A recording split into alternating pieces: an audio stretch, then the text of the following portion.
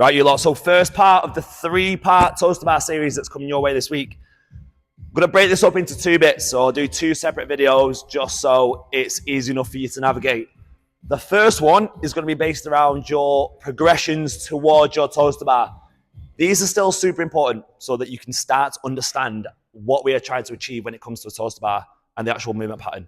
So, first movement of any kipping motion is the kip swing, right? Now, I'm going to go through this again quickly just to make sure that we all understand the foundations and the basics and what we're actually looking for. So when it comes to the kip swing, obviously we've got your hollow position, which is when we're behind the rig, arch position, which is when we're through the rig, okay? Now, my golden rule of everything is making sure that we are nice and tight. So we should always be looking for the legs staying together, the toes pointing, and lats are nice and engaged throughout, okay? We are trying to create one unit. We are not flopping around on the rig. Too much of this shit going down in CrossFit gyms. We don't want to see it, okay? So with your kip swing, lats are engaged. I'm pointing my toes. Then from there with the kip swing, hollow, arch. Chest 3 for the arch. Pushing back into that hollow. Nice tight positions. Not this. This is dog shit. Don't do this. So, second progression for your toast to bar is your knees to elbow.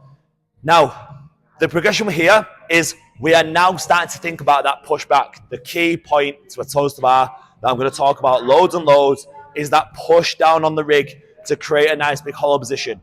So with this one, essentially what we are going to do is nice tight positions. However, on this one, only on this movement, we are going to bring the feet apart so that our knees can come up and touch the elbows, okay? So imagine it's the same thing as if you were going for a toast to bar, but your legs are bent instead, right? So you're still thinking about the same things.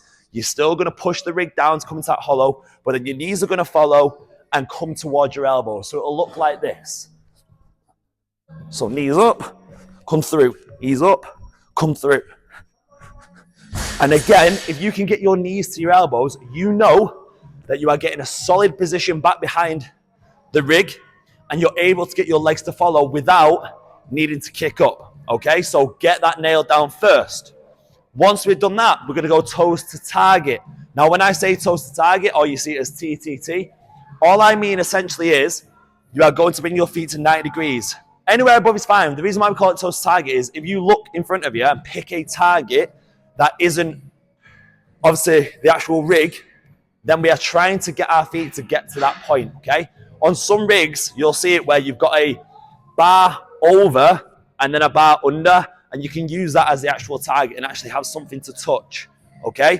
But if you are doing it just on a rig like this where there's nothing underneath it, you are focused on a target. So I'm going to look in front of me. I'm going to go, okay, I'm going to try and get 90 degrees or just slightly above.